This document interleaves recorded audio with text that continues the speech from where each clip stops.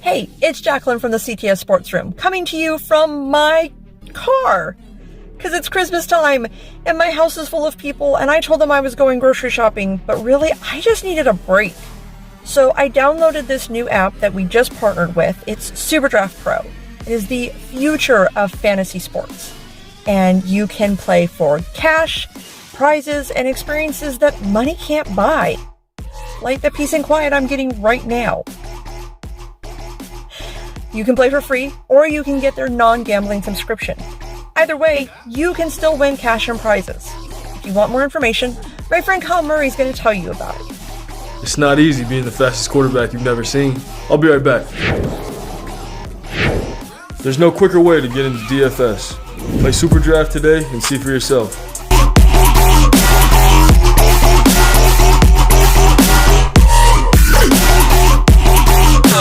SuperDraft Pro and Caesars Entertainment are bringing you the future of fantasy sports.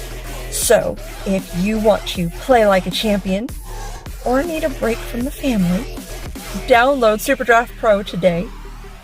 Play like a champion. Information will be in the link below.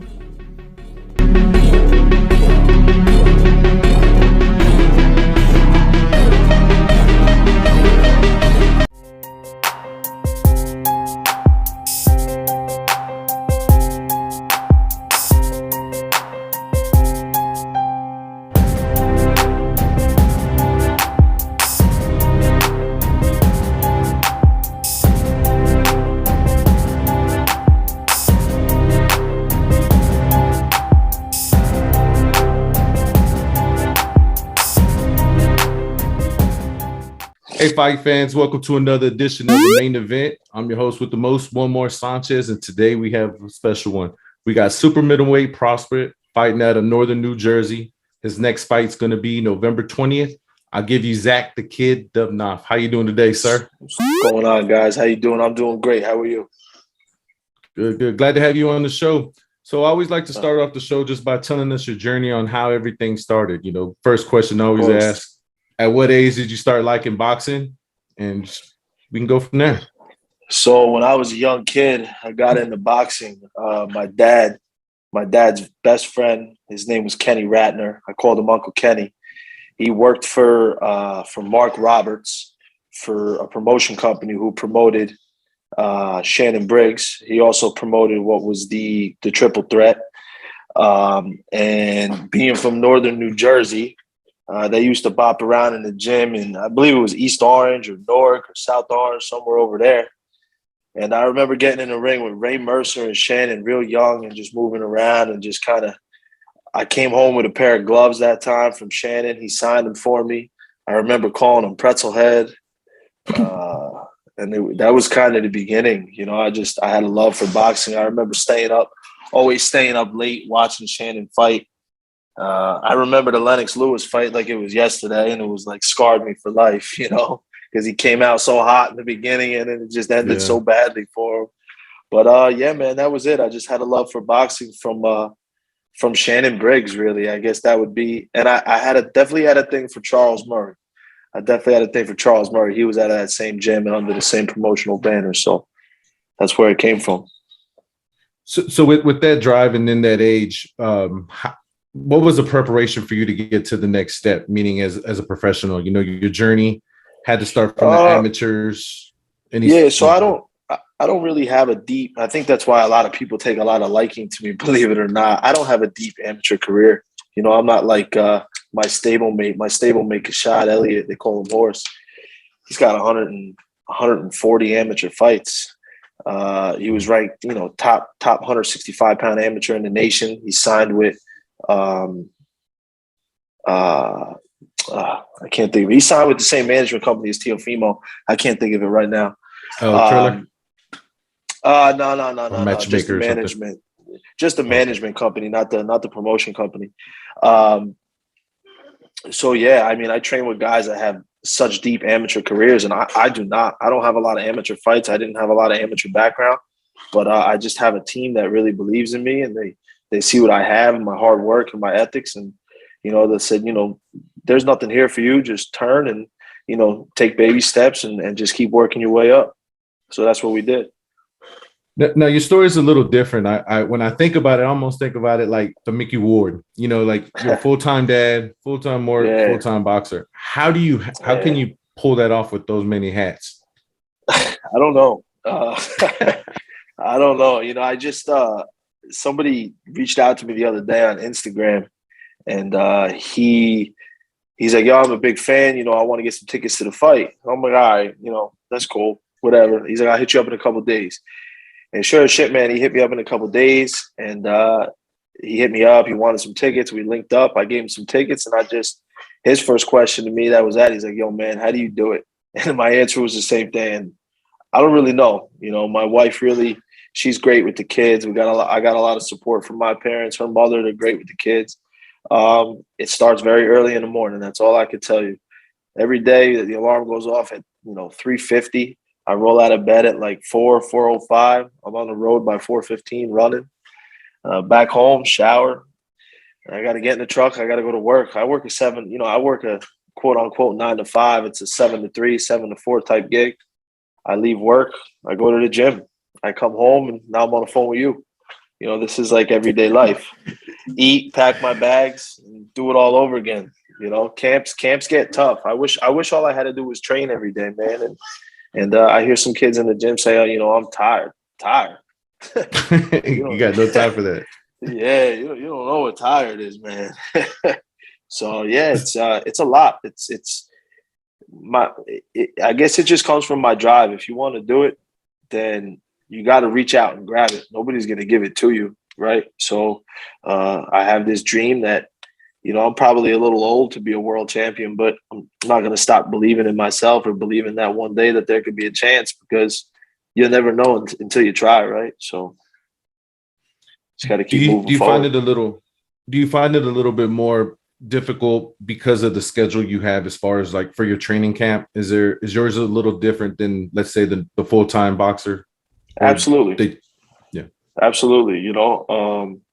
For instance, I was watching, I live really close to Vito Melnicki Jr. He's a big prospect, 147-pound prospect, great fighter. He has 11 fights. I turned pro before him. Throughout the pandemic, I didn't fight. I couldn't fight. I work in a hospital as an electrician. I had my second child. So I probably lost out on that. My last fight was February of 2019, and now I'm back in the ring. It's November 20th of 21. I probably lost out on how many fights there? 8, at least maybe 4 a year there. So, but I also see like Vito, he's training really hard. He signed under the PBC promotional banner. He was up running this morning, and I seen him in the gym in the middle of the day. And I also seen him yesterday training again, sometimes 3 days. I wish all I had to do was worry about training and not taking that away from any other fighter.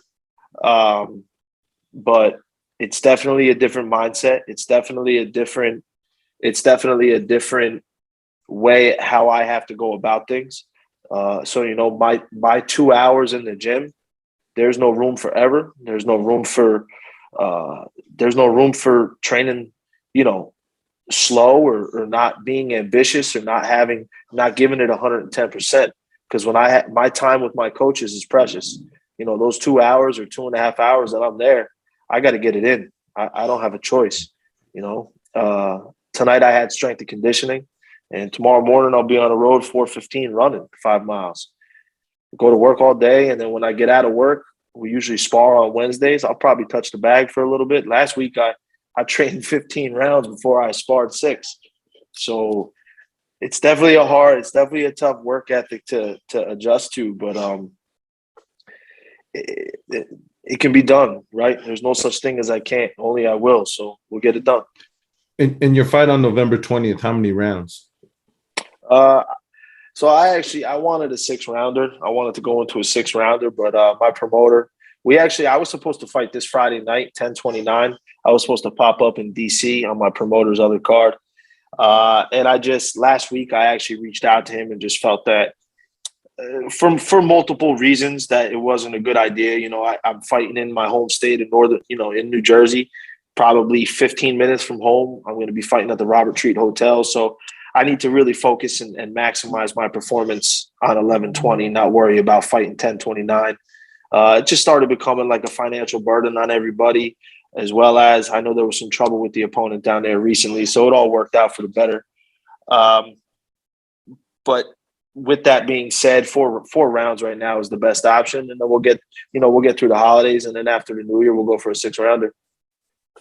Is there any, as far as the pace of, next year, how many fights you're projecting or you want to have next year? Look, I mean, I would love 6 if I can make 6 happen, but 4, no less than 4. I definitely want to get 4 in. I want to see if I could be 10-1 by the end of 2022, that would be a definite goal for me. If I could get 5 fights, that would be a definite goal for me, 10-1. It seems that as we're talking, you're not worried about the time. You're not worried about how long it's going to get. I could just see the determinations that you want to get there. It doesn't matter when, but if you do, that's the goal, right? Right. For those watching, a lot of us that are watching that are the fan, the amateur, what would be one thing that you can give them a heads up on that you didn't know when you were going through this journey? Boxing sucks. Look, it's a lifestyle. I mean, yeah. I guess the best way to put it is somebody told me a long time ago, and it wasn't about boxing. It was just about life and work. And he said, Zach, it was a gentleman, Paul Ventura, and he just said, Zach, you're a worker, and don't stop fucking working. If you don't stop working, it's gonna come to you. Everything's gonna fall into place. And I transitioned that over into boxing because I can't tell you how many fight dates come and go. I mean, I never say no to a fight date. This is the first fight that I've pulled from. I'd probably said yes to 20 fight dates, and only 5 have happened. So boxing, when it comes to scheduling and boxing, it's super hard, especially now with COVID. There's a lot of COVID protocols. I haven't done anything yet personally with COVID, with boxing. I just filled out an extra form to get licensed in the state of New Jersey, or to get relicensed in the state of New Jersey. But it's boxing is tough. Don't let it divert you in a different way. Don't let the politics and the business side of boxing dictate your career. I let it happen one time and I lost. And it was the best thing that ever happened to me because, like right now, I just told all my fans, I'm 4 weeks out as of Saturday. This Saturday, I'll be 3 weeks out. Don't call me for tickets no more. If you support me and you love me, you would have got them already. Because after that, lights out. Lights out. There's a switch. I'm going to flip it. And I'll see you at 11:20 after I fight. That just comes down to it. I would tell all these young amateurs, stay focused, stay humble, stay hungry, keep your eye on the prize and stay in the gym. Andre Ward always said that, there's habits that fighters should never gain. Don't get too over, don't get more than 10 pounds out of weight. Don't stay at it. You got to stay in the gym. All these, just going into the gym for a 6-week camp or 8-week camp, like you're not going to be great by doing that. All the greats, they stay in the gym. They might turn it up when they go into camp because that's what you're supposed to do. But you need to perfect your craft. How are you going to perfect your craft in 8 weeks? It's just not possible. So for all the young guys out there, boxing is a lifestyle. It starts the minute you get up to the minute you go to bed. How you run, how you eat, how you go about your life every single day, how hard you work in the gym, outside the gym. It's all going to reflect that night in the boxing ring under the lights. What was the biggest adjustment you think you had to do when you turned pro? A lot of boxers that I speak with, they would say that it'd be the weightlifting or the diet. What was more difficult for you? Like, what was a big change? So my diet's always been spot on. It's definitely always been spot on. The weightlifting thing, I have a great strength and conditioning trainer, and I always was doing strength and conditioning. But I would say the biggest adjustment from the amateurs to the pros is just the pace of the fight. You got to slow it down. You got to take your time, pick your shots, focus. Every fighter's got a body. I feel like in the amateurs, everybody headhunts, wild punches, headhunting and stuff. But once you take that headgear off, man, you start punching wild and you get clipped. Isn't that you could end your life in there? You put your life on the line every time. And then you get fighters like me that are, I got a little piece of Arturo Gatti in me and just think that like there's only 2 ways out of the ring, my coach's towel and a body bag, it's great and terrible at the same time, right? I mean, but I would definitely say that the pace of the fight is way different. It's way slower in the pros than it is in the amateurs. You know, I spar with he's actually my promoter as well, Thomas Cornflake Lamana. You know, 35, 36, 37 fight pro veteran. You'll be sparring with him first 2-3 rounds. You think you're getting over on him, and then you'll come out in the fourth round, pop, pop, pop, pop. You know, you'll throw one, you'll get hit with 60, just because that's his pace. He's watching you, he's learning you, and you know, there are professionals out there, and they're learning and perfecting what they do by watching you, and they'll pick you apart, man. Slow it down. Focus. Every punch with a purpose. Every punch with a purpose. I feel like in the amateurs, you see no jabs. Because it's by points, right? The pace is way different than. Yeah, I mean, the point system's a little bit different, I believe, but it's just the pace of the fight is definitely much different in the pro versus the amateurs. And growing up, you know, other than Shannon Briggs, who would you mimic? Like, who would you like to watch the fights and you know, try to do? I mean, I love Marvin Hagler. A lot of people say, you know, I'm built like Tommy Hearns, right? But I gotta say, like, growing up, man, Shannon Briggs was like, I called him Pretzel Head, Bean Baby, just because like I knew him and we were close with him. I mean, I sat down, I would go to his house over the summer, and Lauryn Hill would be there from the Fugees, and they're having so it was just, nowadays I feel like if you saw me, you don't even know who I am. But yeah, I definitely had a certain connection there that it's weird too, being a 168-pound fighter now and had so much love for a heavyweight. But for me, if you're asking the question, like the transition, my favorite fighter of all time is Andre Ward. Andre Ward at middleweight was incredible for me. You know, watching guys like Marvin Hagler, I love the old school fights, Hagler, Hearns, and all those guys. I love that. I love their records, you know, would be 50-5 and be like, oh, well, he lost 5 times. Yeah, well, look who he lost to, because they all fought each other. It was more about heart. It wasn't about money back then. And I think it's kind of the same thing for me. It's my message is to let everybody know, kids, fighters, adults, whoever it may be, until I hang it up, until I hang my gloves up. If you want something, go get it. You know, don't let anybody tell you I can't, tell you that you can't. The only person that can tell you that you can't is yourself. You know, I had a tough ride through the law and stuff like that when I was younger. So I would always have setbacks. So now as an older man, you know, I'm 33 years old and I'm only entering my 6th professional fight, and I'm not stopping anytime soon. I want to fight till I'm 37, 38 if I can. Age is a number. I'm in the best shape of my life. I got a great team behind me. So I want to just keep going. That's my thing. Would you say, especially, you know, a lot of everything that you go through, everything that, you know, that you're stepping in the ring, but do you think you owe a lot to your wife? Because if she would, you know, she's got to be strong in your corner as well, part of the team. Where I think that a lot of maybe wives be like, hey, you know what? I think your time is up. You know, it doesn't seem like she's that way. Yeah. You know, so you got somebody really good in your corner, right? Absolutely. She's great. You know, I couldn't ask for anything more. She, with the kids and support is real, for sure. In the pros, I always talk about your corner. How important is it to listen to your corner? I think a lot of times it is. Very, very. It's very important. I believe that your corner, I mean, it's a life or death situation. So who you select to be your number one trainer, you know, in my case, it's Amon Elliott. We call him Coach O. His daughter's a national champion right now. She's looking to compete in the Olympics, in the next Olympics. She's incredible. His son, Kashad Elliott, luckily, he fought in the amateurs at 165. He made his pro debut at 154. He's been out of the gym right now, you know, worried about an injury.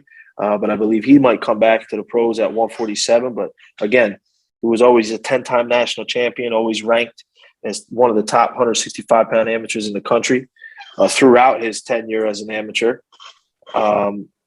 So I have a great coach. He has a great boxing mindset. But like you're saying, how important is it to listen to your corner? I have a relationship with him above boxing, where I feel that that's super important, that you need that coach-fighter bond And because we have that, he doesn't even need to talk to me sometimes. He just needs to look at me. All right, I got it. All right. That's awesome. So I just think that's super important because I said it before and I'll say it again.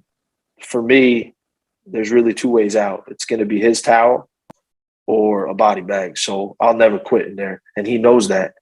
And that's important too, because he knows that I'm not going to give up, and he knows when enough's enough. So I think that's a super important trait to have in a trainer, as well as he teamed me up with my strength and conditioning coach. I mean, my strength and conditioning sessions they're intense. The whole gym starts looking at us because we start screaming crazy shit in the fucking place, man. So I is he military or what? He's screaming. Nah, he used to be a mixed martial arts guy. Oh, okay. Yeah, he's like, I tell him all the time, he's like a black Mr. Miyagi. So it's just a different mindset in there. Most people would think that your first set, you're going to do the most reps. Our first set, we do the least. We get stronger as the fight goes on. We'll be doing squats and they'll be punching you in the stomach. It's just all geared towards boxing. All the pinpoint. Do you think that a boxer, a professional, as the years go, can pack more power in their punch or become a little quicker? Absolutely. I think that, absolutely. I mean, as you perfect your technique, your punch is going to get harder. It's going to get stronger. Again, like I the other day I sparred Cornflake, and I know he put a little weight on, but he hit me with something. I was like, damn, he's got fucking lead in his hands.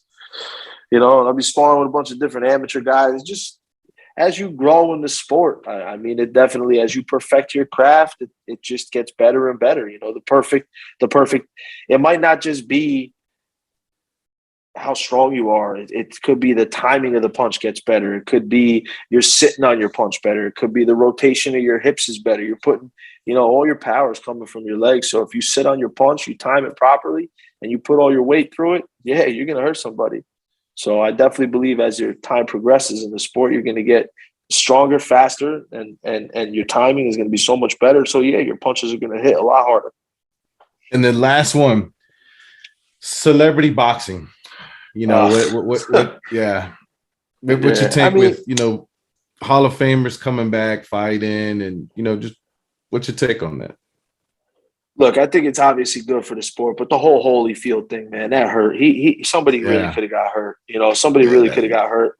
That was a tough it just came up in conversation over the weekend. Evander Holyfield's son was on the undercard of the Shakur Stevenson fight. Look, live your life through him now. You know what I mean? Like, stay out of the boxing ring. You've taken a lot of blows throughout your career. You've also given a lot of blows in your career. Like, it's just that as a fighter, I could tell it now. I got people telling me, like, oh, you're 33. When you going to hang it up? Like, man, fuck you. Like, what are you, crazy? Like, I got so much left in the tank. So I guess on that, I could understand where they're coming from, where they feel like they got one more in them. But I feel that Evander could have really got hurt. As far as the whole celebrity thing, look, it's probably good for boxing, right? Like, you got a lot of people like wanting to watch boxing, but it's just tough when you got like 16-year-old girls and they're like, "Oh, you're a boxer? Yeah, how you doing, champ? Oh, do you know Jake Paul?" All right, get lost.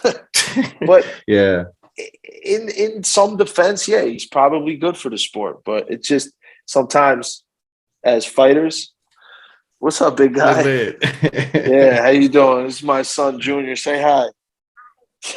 How you doing? All right, go upstairs. Daddy be right upstairs, okay? Daddy's got to finish. You going to bed? You want to stay with me? Okay. So I just think that Gervonta said it best recently. He just said that, this celebrity stuff is great, but at the same time, somebody's got to realize it's all fun and games until somebody gets hurt, right? I mean, so those guys are fighting. I'll give them that. They're working hard. So I don't want to take it away from Logan or Jake or any of those guys, because they're working. They're definitely working. I'll give them that. They're working. Your fight on November 20th, can it be streamed? I'd have to double check with my promoter, but just everybody stay up on my page. You can find me on Instagram at ZRD Senior, ZRD Senior 6. I do go by Senior now because my little man Junior, he gave me that suffix now. That's okay. And I'm damn proud of that. And stay on that. You can find me. Just search my name on Instagram, Zachary the Kid Dubnoff. And I'm not sure if it's going to be on millions.com, millions.co, because I am an athlete for them. They might do a streaming, or it could be on Fight Night Live or something of that nature. But it is at the Robert Treat Hotel for everybody out there in New Jersey. There'll be some tickets left at the door. Come out. It's going to be a great night of boxing. We got my man, Manny Salcerito Rodriguez. He's the main event, 9-0. It's going to be a great night of boxing. A lot of local Jersey guys. Another stablemate of mine, Derek Starling. He's a big heavyweight. I think he's a 5-time New Jersey Golden Gloves champion. He's going to be making his 4th professional fight that night. He also trains out of my camp. So everybody's going to be there. It's going to be great. Great night of boxing. On millions.com, people who can support you, you sell merchandise. Co. Yes, .co, C-O. I apologize for that. And you have shirts and gears there, right? Yes, please. You can find your official, the kid merchandise and stuff like that. There is the official November 20th Brick City Fight Night colorway on there. I'm gonna be wearing some pink for, it was close enough to breast cancer because I did think I was gonna fight 10/29, and I always wanted to do something to represent breast cancer and the real fighters out there and the struggle that they have. So I will be wearing those. Those are my official fight colors for 11/20. So if you could jump on there, please support. A portion of it does come to my fight camp and help support my fight camp. So as young fighters, everything costs money. So it'd be a great support for me. Everybody, that information is going to be down below. And then my last thing, I was like, any shout outs to your promoters, corners, anybody you want to give love to? Absolutely, man. Shout out to all the fans out there that keep me going. It's definitely you guys that keep me going. Getting those messages on Instagram the other day telling me, I'm a fan of yours. I had somebody reach out to me from California and tell me that my story inspired him and he lost 50 pounds. And a big shout out to my coach, Coach O, Amon Elliott, Strap City Boxing Club, located down in Denellen behind Weapons 9 Muay Thai.